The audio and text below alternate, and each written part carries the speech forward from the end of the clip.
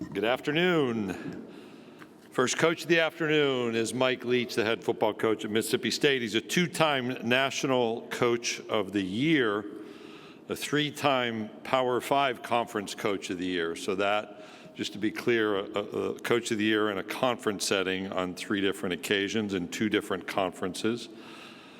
Mastermind behind the NCAA record-setting air raid offense. He instructed me that the line that says he walks on water is now incorrect. He actually jogs on water. He's compiled 150 wins, guided his teams to 18 bowl games, produced 7 seasons of at least 9 victories, won 2 conference division titles, the winningest coach at Texas Tech, and record for bowl appearances at both Texas Tech and Washington State. He has 3 degrees, one from BYU, an undergraduate degree, a Juris Doctorate degree from Pepperdine, great location to go to law school, and a master's degree from the United States Sports Academy. He was a head coach of a football team in Finland in the European Football League. When he was at Washington State, he taught a 5-week course on insurgent warfare and football strategies. This past spring at Mississippi State, he had several hundred Mississippi State students gather for a special guest lecture on the same topic. He's an author of 2 books, provides, I've been told, outstanding Netflix recommendations, although he's never shared those with me. He's an expert on the best barbecue in town. And also is a world traveler. So this year, Colombia and Panama. Last year, an African safari. The head football coach at Mississippi State University, Mike Leach.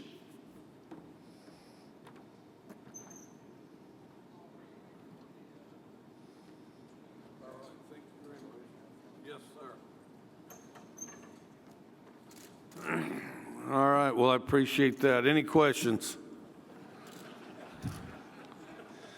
All right, if you have questions, raise your hand. We'll get started right away. Aaliyah, Bailey, and Kiera will get to you.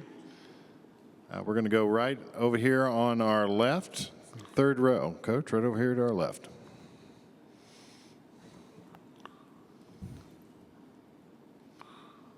Should be good. Go ahead and try it again.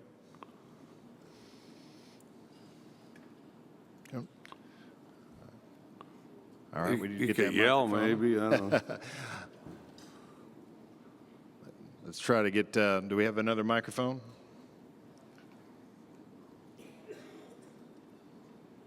Can we go ahead and get the sound in the back up, please? All right, we need the question mics up, please. Let's try it again over here on the left. How you doing, Coach Leach? Scotty from Off Script. I asked Coach Lane about the personalities in Mississippi. He corrected me and said there were 3, including yourself. What possibilities you, Lane Kiffin, have in playing Jackson State, being in-state competition for each other? Is there a possibility that you'll ever see or your team will play at HBCU as Jackson State? You know, I'm not sure. I mean, it's possible. I think it's possible. We don't have anything scheduled that I'm aware of. Of course, on my staff, Tony Hughes used to coach at Jackson State, and I know a bunch of those guys on the staff, and they do a really good job. And then Coach Sanders is a blast if you know him. I mean, just talking to him's fun. And then I mean, I wouldn't rule it out, but we don't have anything scheduled. Okay, we're going to go right here on this near aisle. Drew? Drew DeArmond, WZZN Radio, Huntsville, Alabama coach. I wanted to ask you about your offense. It's, of course, the air raid. You've been known for production since your days at Texas Tech. You took a jump in productivity in year 2. What's the area you think that needs to be improved the most, and what do you like about your offense heading into year 3?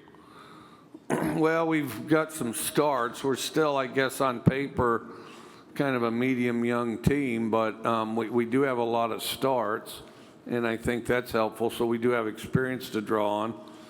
I think we need to sharpen up at receivers. I think we need to kind of polish up our receiver play. I mean, we have good guys that work hard, and I have a sense of urgency, that type of thing. But I just think we need to be sharper. We have a mixture of really young and old there, and I do think we're getting better, and I thought we had a good spring.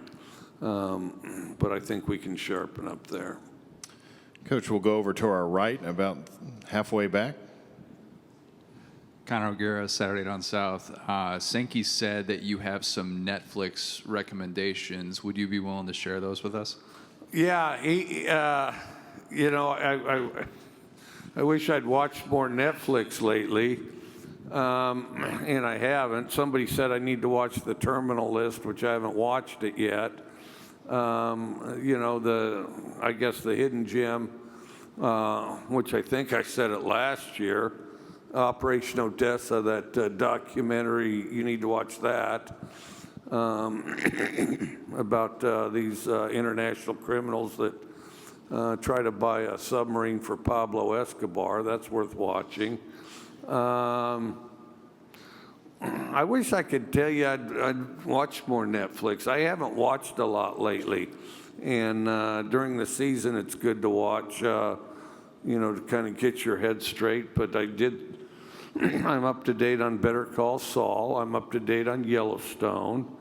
I'll tell you, that's part of it. The kids got me into Stranger Things, and I'm certainly not ready for this season. I'm about halfway through. I don't know. So if you guys have any good recommendations, I could probably use them. And so I guess I'll defer to the numbers here. All right, Coach, we'll go right in front of me, about 3 rows back. Kirk? Kirk Bowles from the Austin American-Statesman. Oh, good to see you again. Good to see you, Mike. Severance is pretty good. I'm not sure if that's Netflix or not. What is it? Severance, about mind control. Oh, yeah. So I might check it out. Well, don't try any funny stuff. Okay, all right. I couldn't get to you. I know you missed Texas and Oklahoma desperately. I was curious to your reaction when you found they were going to be joining the conference, and how long do you think it'd take them to get acclimated for this league? Well, I think they're kind of already acclimated from the standpoint, good teams play as hard as they can and try to improve their skills along the way. And so I think they're certainly ready to do that. I think the competition level raised. And then, from my standpoint, and I get asked that, especially from the Texas and the Oklahoma people, from their standpoint, I think it's going to change things quite dramatically. From our standpoint, you guys have us as having the toughest schedule in the country. So that being the case, we can't play everybody. So knock 2 of those guys off and add OU and Texas, and I probably gained about half a step, I would think.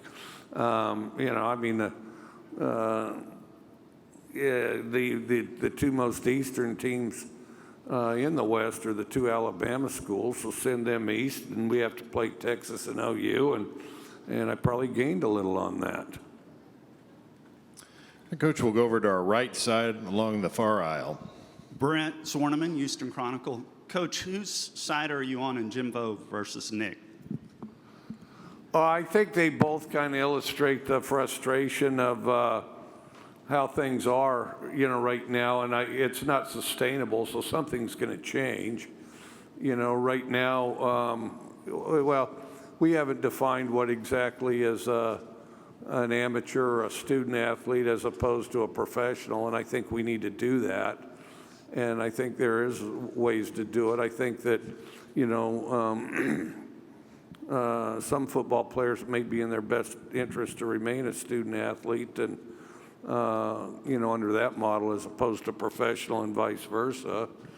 And I think that's got to be defined. Currently, college athletes have more privileges than anybody at any other professional level. And whether that's a good thing or a bad thing, I don't think it stays the same because there's responsibilities that go along with being a professional. And I've said this before, you've probably already written it down. But those guys lock themselves in rooms and watch film all the time, so you'll be able to get away with it. go up to your next favorite NFL guy and say, hey, I heard in the NFL they're going to have unmitigated free agency, 365, 24/7. And by the way, there's not going to be any salary cap or draft. You're just going to have bidding wars. And just watch the expression on their face. And don't look at anything else or write down any notes, because the expression on their face will be well worth it. And so I don't see this as, I don't think the dust is settled. We're in a big transition period on a number of things in college football, and and we got, sharp guys actively trying to sort it out, and I hope that it will be. And, yeah. Coach, we're going to go right here in the section in front of me, about halfway back. There we go. Good afternoon, Coach. Jacob Goins from ESPN 106.7 in Auburn. Now that you have some experience as a head coach here in the SEC West, how have you adjusted your coaching strategies with such a tough schedule year in and year out? Well, you just try to get better. I mean, there's not much to adjust. I mean, if you're determined to improve your team, the best way to improve the team is improve yourself. And after that, everybody gets on that page. And then if you're constantly trying to improve yourself, you're trying to get better and you're trying to do the best you can. So you can, if you have full effort, then eventually, you can improve from that and set a new ceiling. And if you're doing that all the time, if you're truly doing that all the time, then there's not much to save. I mean, it's funny because folks act like there's some kind of a reserve. Well, there's a reserve they haven't used. Well, they're playing this type of team, so, we're going to perfectly gauge how much effort we, saving. Like, because if you save effort, you don't get to spend it on the next guy, I mean, no, you do the best you can. You try to improve. And most importantly, it's important to do the best you can under all circumstances so that you are improving, and that's what you do. You just play the very best you can. And then so there's not much to change, with regard to, the SEC is the most talented conference. I don't think there's any question about that. But, I mean, as far as coaching your team and winning games and being the best you can with what you have, it's eerily similar to Iowa Wesleyan. Coach, we're going to go over here on the left side near the back along the far aisle. Yes, sir. Edgar Thompson of the Orlando Sentinel. Nick Saban's so-called blueprint has kind of provided the template for a lot of coaches around the league with varying degrees of success. Being in the game as long as you have and kind of march into your own beat. What do you notice about what some of the underpinnings of it and why it's so successful for him? I guess I don't fully understand the question.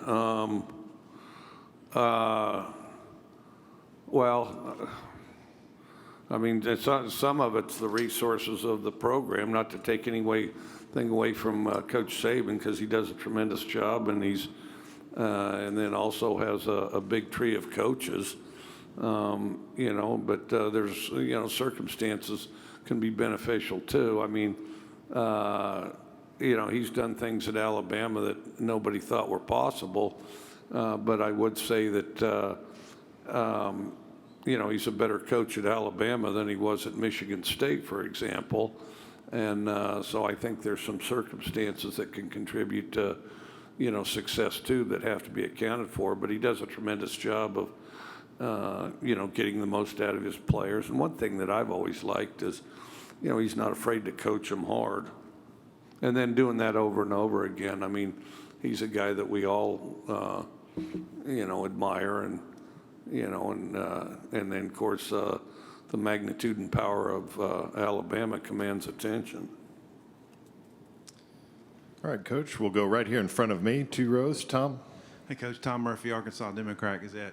I think it's a new ad, but Countdown to Pearl Harbor was compelling to me on Netflix. Oh, yeah, you hear that? Countdown to Pearl Harbor. Don't miss that one.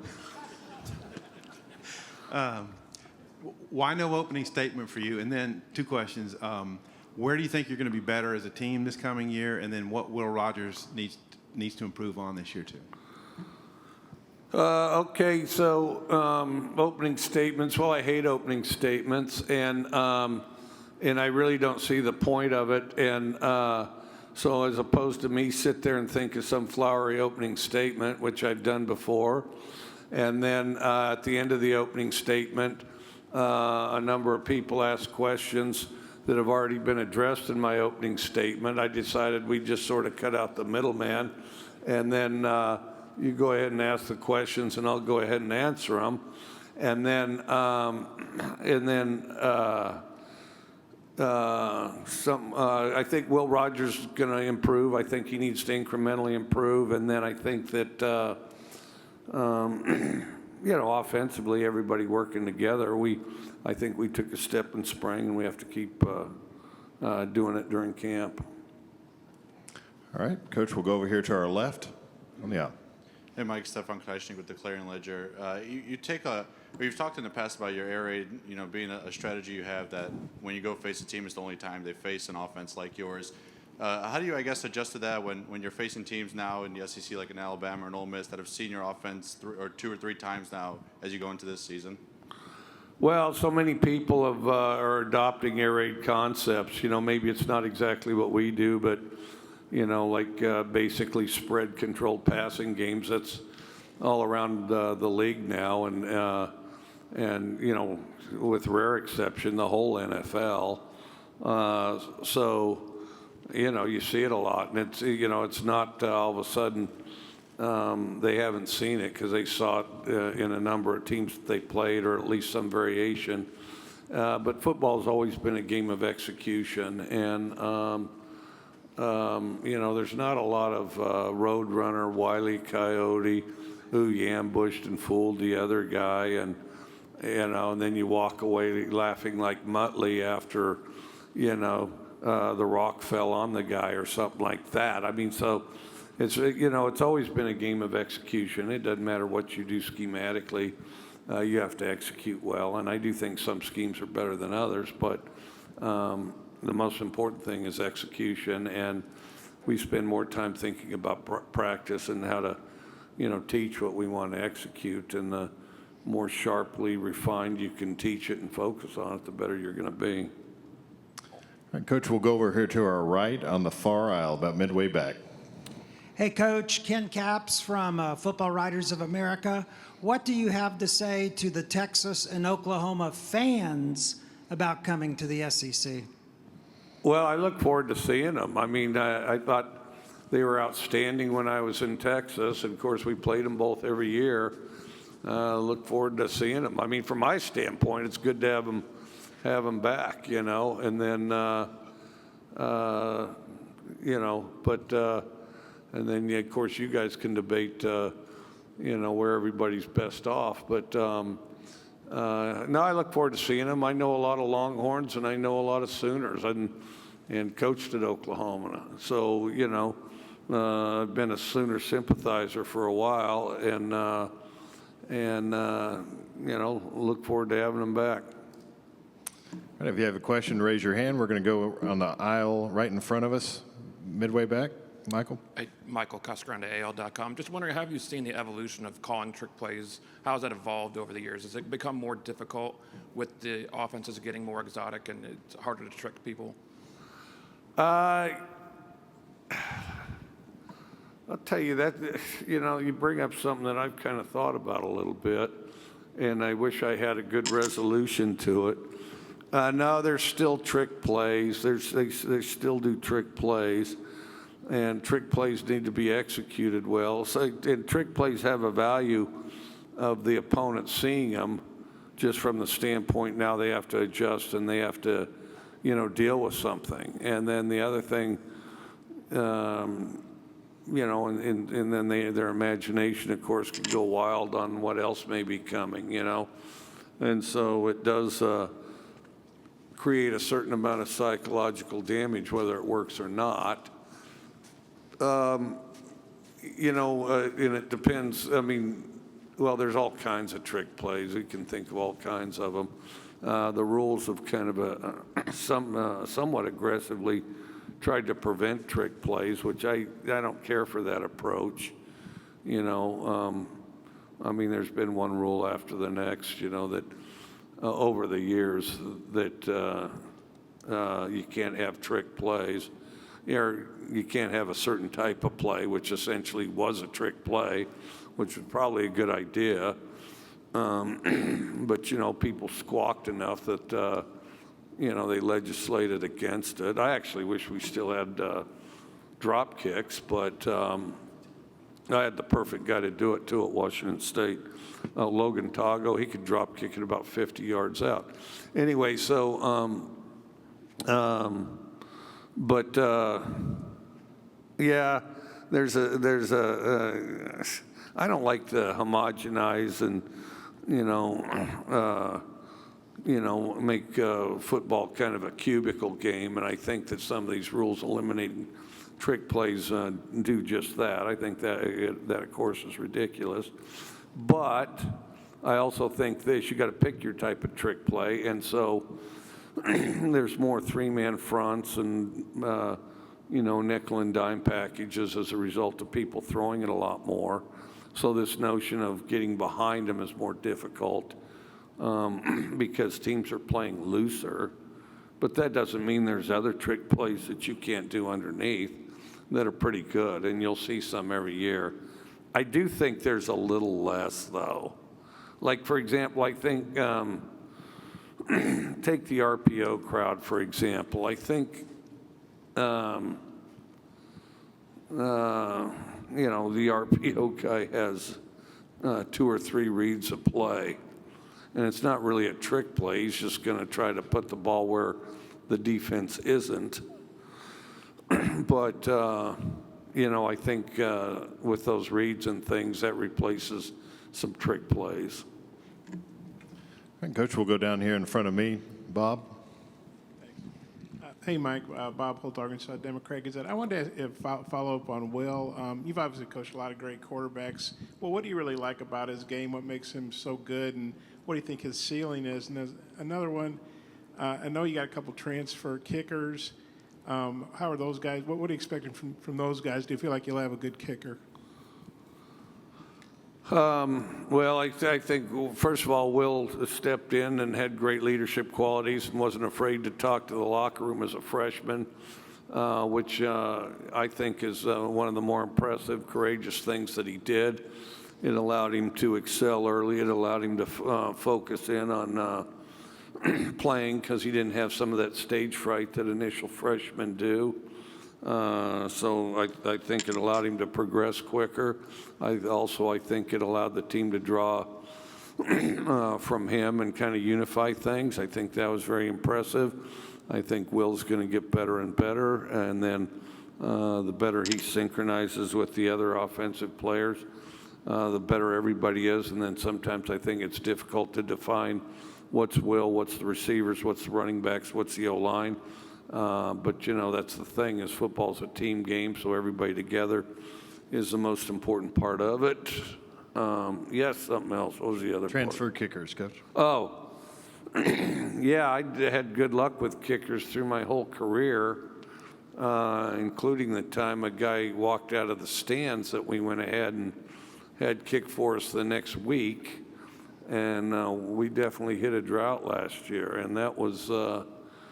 well, that was unfortunate, and but we have several guys there kicking, and the ones that were here in spring looked very promising and did a good job. And then we have some others on campus that you know, really have pretty good profiles. So, yeah, I'm optimistic we'll have a kicker. Coach, we're going to go back here to the right side, standing up. There we go. Robert Cessna, the Bryan College Station Eagle. Mike, what's your thoughts on USC and UCLA going to the Big Ten, and what do you think is going to happen to your old Pac-12 conference? You know, I don't know exactly, and a guy asked me something like that before. The biggest surprise in college football would be if there's no surprises, but I would say that's a pretty big one. and this is just one guy talking. I mean, I don't know. These are questions I have. The question I have is one, if the Pac-12 does manage to stick together, how much does it or does it help Cal and Utah get more recruits in Southern California? And then the other is, and I've been on long trips like that, UCLA and USC have to take 5 a year across 2 or 3 time zones, and I don't think they're going to play all those games at noon, say.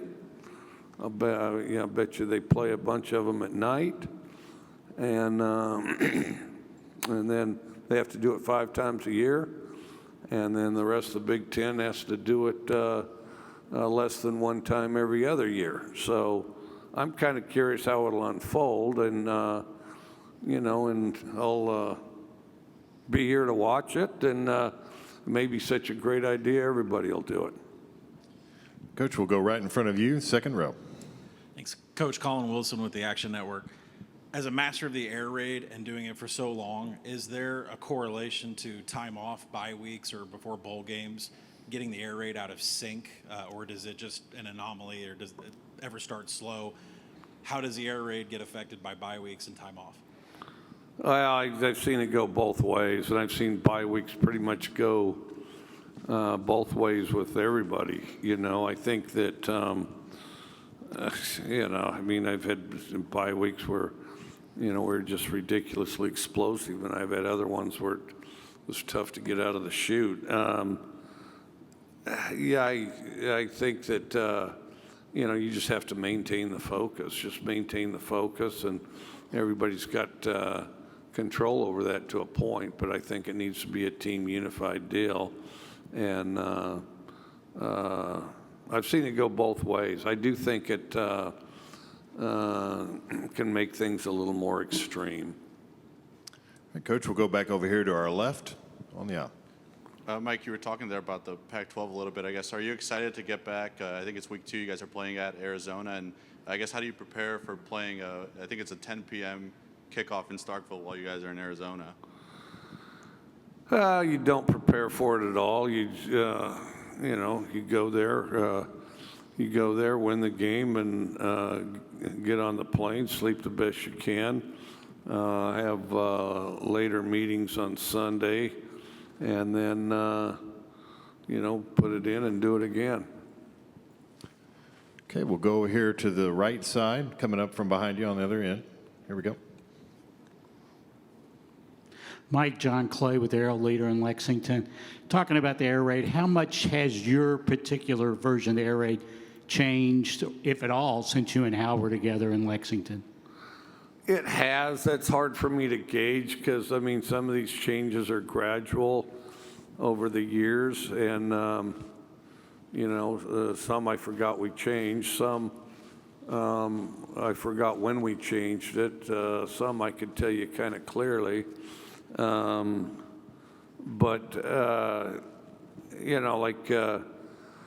If we adopt a new play, I've always tried to cut one that we have so we can control the package and practice and execute it, because execution's most important. You're better off having too small of a package than too big a one. Often it's like techniques or a tag or an adjustment that may be changed, or perhaps the way you practice it. It's something you try to grow and build on, all the time. Whether it's, watching film, everything from high school through to the NFL, and just try to figure. We used to call it, the whole find a better way to build the mousetrap, We'll take one final question right in front, second row, Brett. Hey, Mike. Brett McMurphy with the Action Network. With all of the conferences growing, 16 teams, maybe even bigger, are you optimistic for your 64-team playoff to ever get here? That may be a conference championship you're referring to.